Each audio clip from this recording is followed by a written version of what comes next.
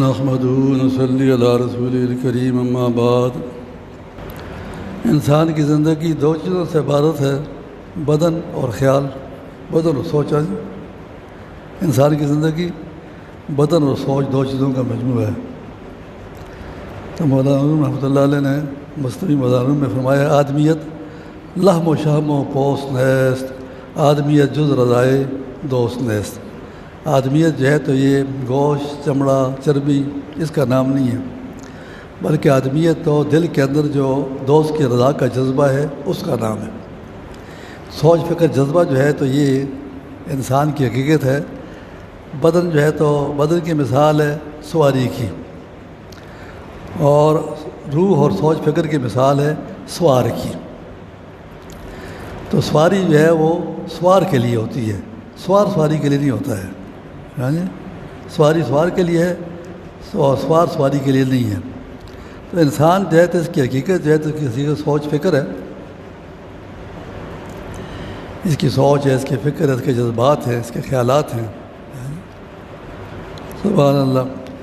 پھر انسان کی ضروریات بھی دو ہو گئی اس بنیاد پر، ایک اس کی جسمانی بدنی ضروریات ہو گئی اور ایک سوچ فکر کی ضروریات ہو گئی۔ بدنی ضروریات کھانا پینا ہے، سوچ فکر کی زیادہ ضروریات جو ہے نظام ہدایت ہے۔ بدن کی ضروریات کے لیے اللہ پاک نے زمین کو ایک بار بنا کر قیامت تک کے آنے والے انسانوں کی ساری ضروریات کو پورا کرنے والا بنا دیا۔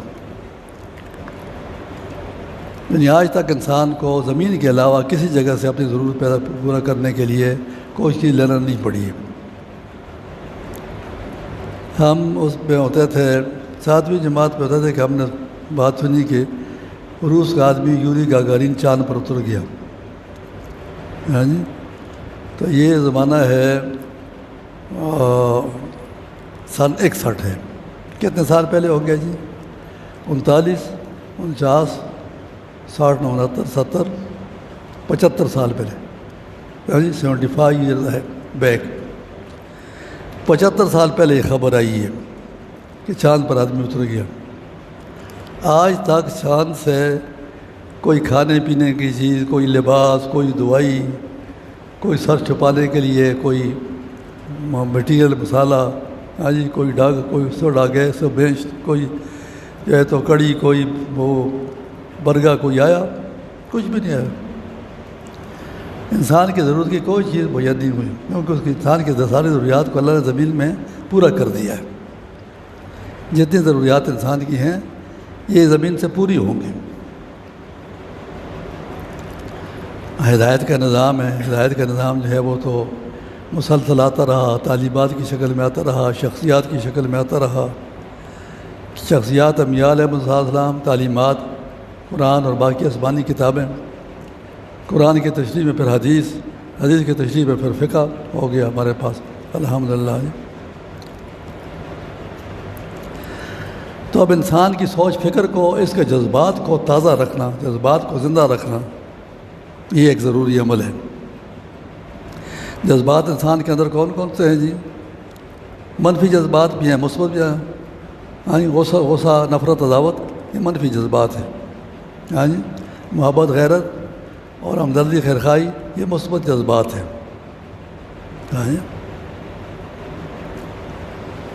تو بعض آدمیوں کے جو غیر تربیت کے بغیر رہ جاتے ہیں، ان کی جو ہے تو منفی جذبات کی آبیاری ہو جاتی ہے، جس کے نتیجے میں وہ منفی شخصیات بن کر اپنے لیے مسئلہ، لوگوں کے لیے مسئلہ، ہر وقت پریشانیوں میں مبتلا، لڑائی جھگڑوں میں مبتلا، اور ایسے آدمیوں کی زندگی بھی عموماً کم ہوتی ہے۔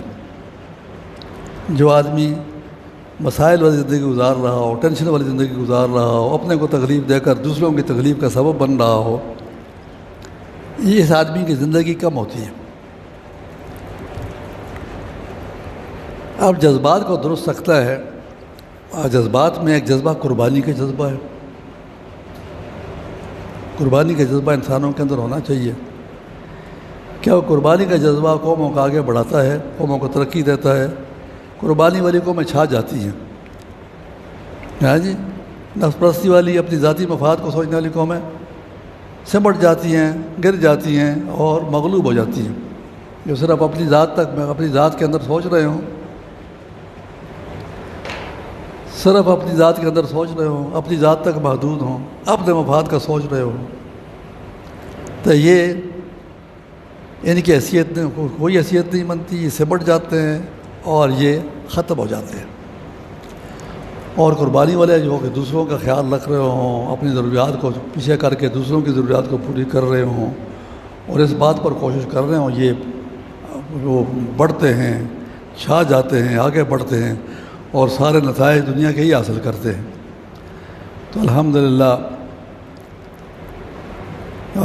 ہمارے ہمارے پاس یہ جو قربانی ہے یہ اس جذبے کو زندہ کرنے کے لیے ہے۔ ہاں جی،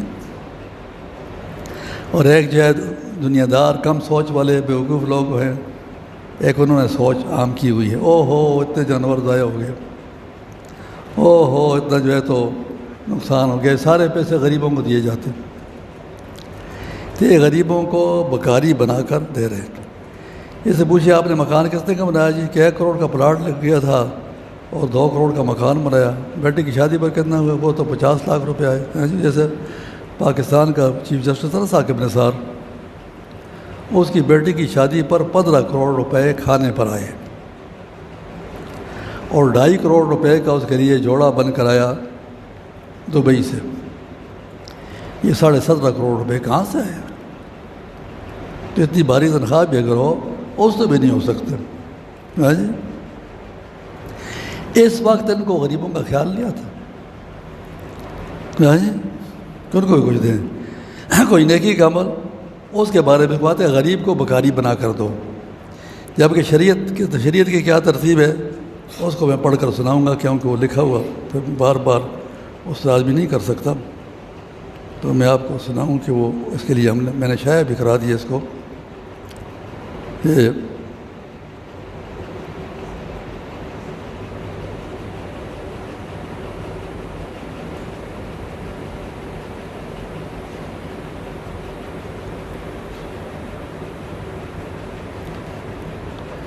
عید الاضحیٰ کے پہلے ہی دن پاکستان میں 72 لاکھ سے زائد جانوروں کی قربانی نے ایک بار پھر ایک ثابت کر دیا کہ یہ صرف مذہبی فریضہ نہیں ہے بلکہ ملک کی کلیدی معیشت بھی ہے۔ ملک کی کلیدی معیشت بھی ہے، چابی اس کو کہتے کلیدی معیشت بھی ہے۔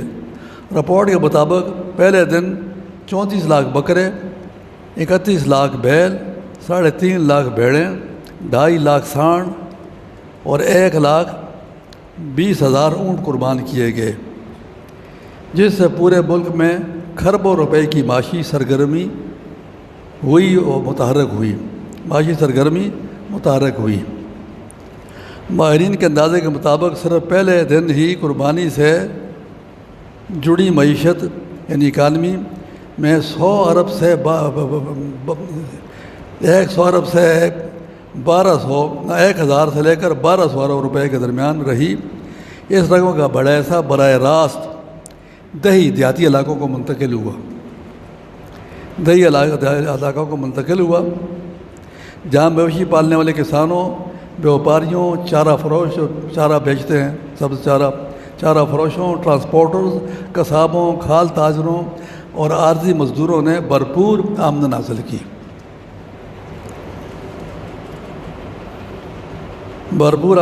کی۔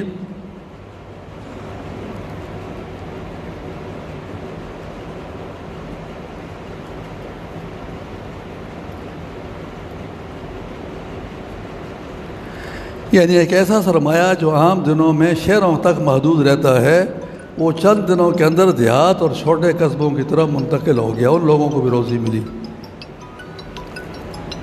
شہری سطح پر دیکھا جائے تو کراچی، لاہور، فیصل آباد، راولپنڈی، ملتان اور پشاور سب سے بڑی قربانی منڈیاں بن کر سامنے آئیں۔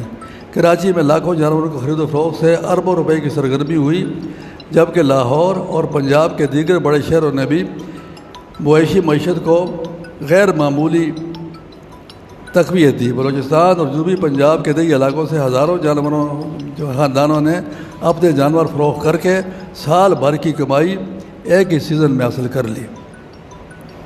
اس پورے عمل نے لاکھوں لوگوں کو عارضی روزگار بھی فراہم کیا۔